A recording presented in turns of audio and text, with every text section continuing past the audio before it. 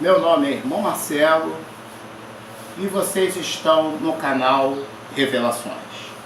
Meus amigos, hoje eu quero falar sobre as tramas e como os governos funcionam dentro desse sistema contemporâneo que nós vivemos.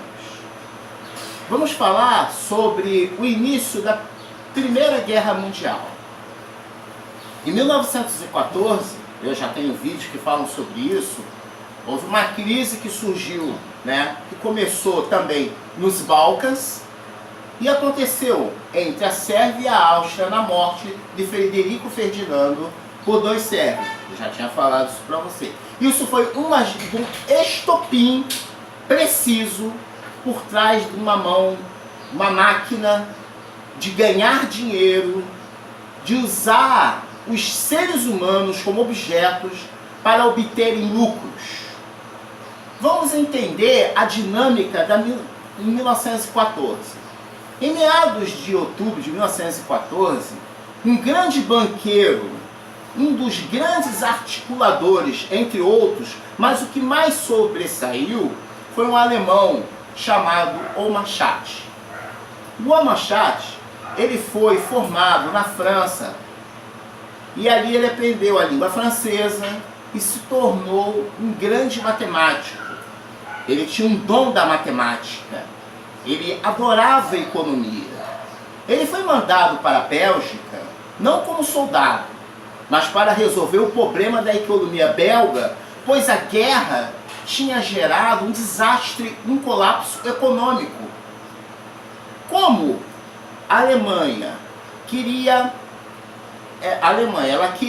anexar aquela região à sua economia, ao marco alemão, Oermarschat foi mandado para resolver o problema econômico.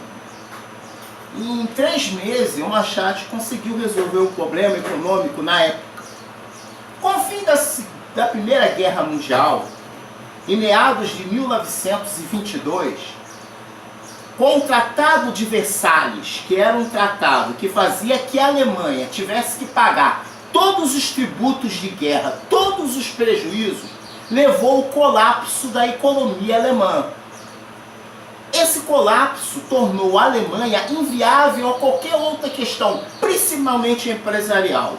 O marco alemão, para vocês terem ideia, vamos comparar $1, em 1000 marcos alemães. Em 1923, um marco alemão valia mais de 5.000, um dólar valia mais de 5.000 marcos alemães. Para vocês terem ideia, uma pessoa para fazer uma compra no mercado teria que levar aquele carrinho de mão cheio de dinheiro para poder comprar, porque a moeda alemã passou a se valer 5.000 comparada a $1. Então, Oermarschat foi colocado para resolver esse tipo de problema. Ele conseguiu abaixar a inflação, que era dos 1000% para 15% e 23%. Mas não era o suficiente para resolver. Oermarschat tinha se filiado em 1920 ao DDD, Partido Liberal, que tinha a comunicação prévia com alguns ministros econômicos, principalmente com a esquerda nos Estados Unidos, no Canadá, na Inglaterra e na França.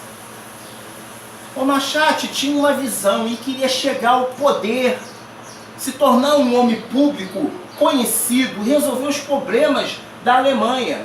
Ele tinha o seu sonho.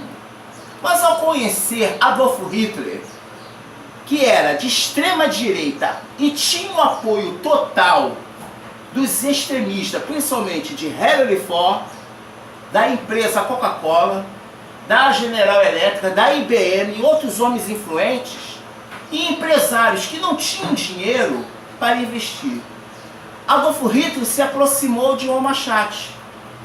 E ele, admirado pelas palavras de Adolf Hitler, largou o DDD da esquerda, que tinha mais ligação com os bolcheviques, e se tornou extrema-direita. Wehrmacht, em 1932, viajou para os Estados Unidos e conseguiu pegar vários empréstimos com a Inglaterra, de Neville Chamberlain, e com o Dadillier, da França. Com isso, ele convenceu os banqueiros mundiais a investir na economia alemã. Mas houve outros apetrechos por aí. Na construção de campos de concentração na Alemanha, assim também como os campos de concentração que a própria General Electric trouxe os seus recursos, assim como a própria IBM. Então vemos que as pessoas, a não analisarem a história profundamente, começam a cometer equívocos. Campos de concentração foram construídos para exterminar e matar a ideologia da máquina nazista, que era o quê? Produção. Ao mesmo tempo que eles visavam a produção, todas as elites, tanto nos Estados Unidos, como na Inglaterra, como na França, como em qualquer outro país, sabiam o que estava acontecendo na Alemanha, mas fizeram vista grossa. A corrida armamentista, na época, iria trazer muito lucro.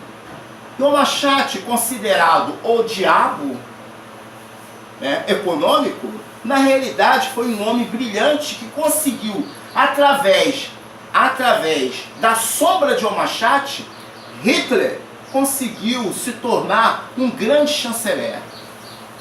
Então, por trás de alguém existe alguma coisa. Vocês querem ver uma coisa? 1946, em Nuremberg, estavam lá todas as pessoas, os generais, os empresários que tiveram relações diretas com a construção do Terceiro Reich alemão. Wehrmacht foi absolvido por não haver provas que ele tinha ligação direta com o Terceiro Reich.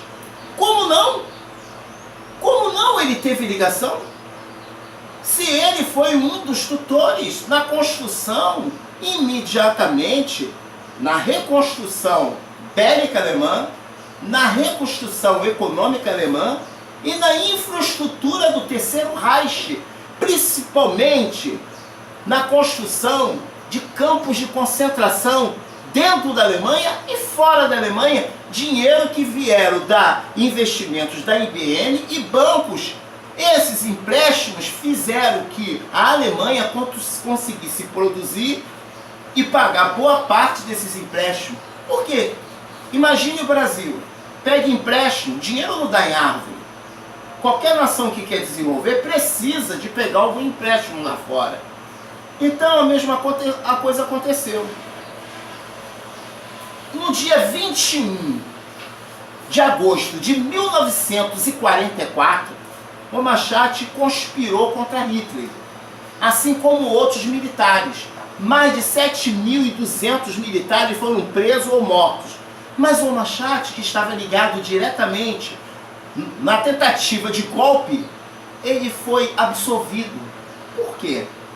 Porque ele tinha a proteção de uma elite invisível.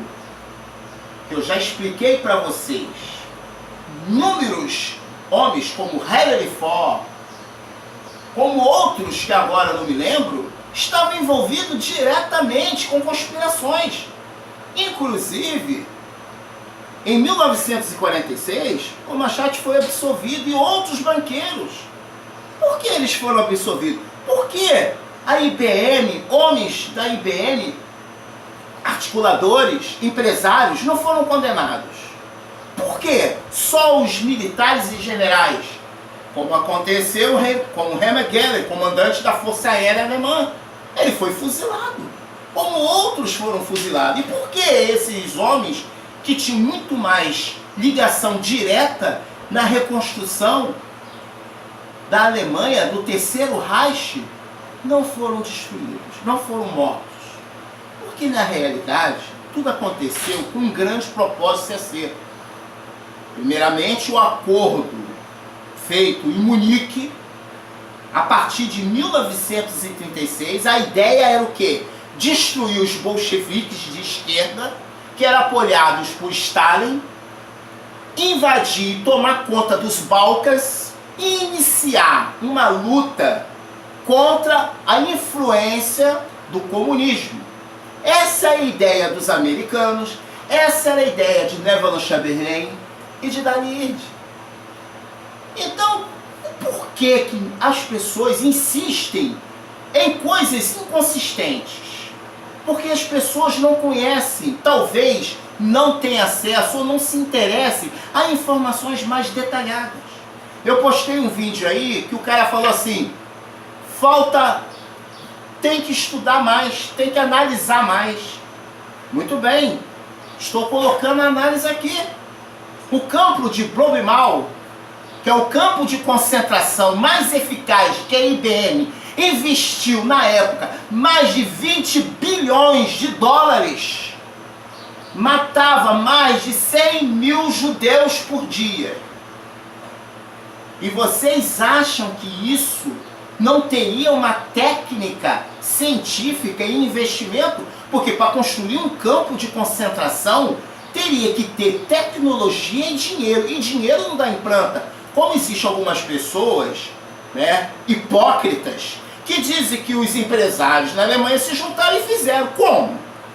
Como se não tem dinheiro?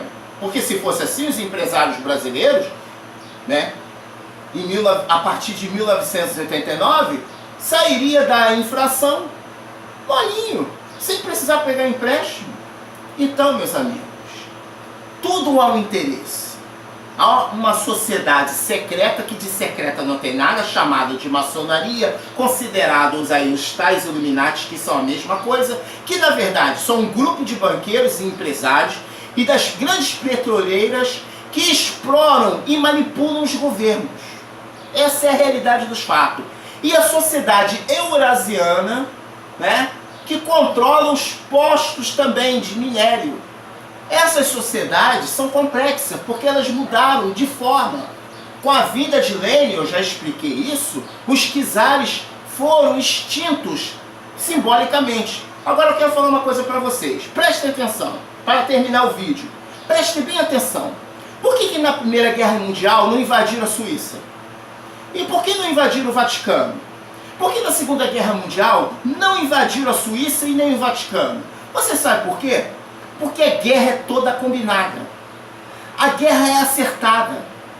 Uma sociedade luta pelos seus interesses, mas quer conservar os seus lucros.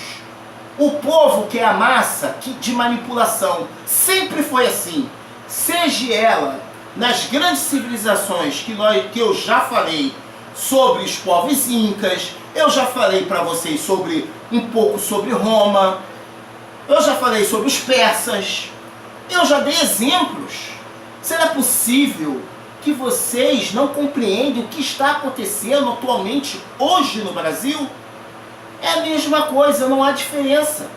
Vocês sabiam que muitos do povo evangélico é escravo do sistema porque não se liberta do sistema político?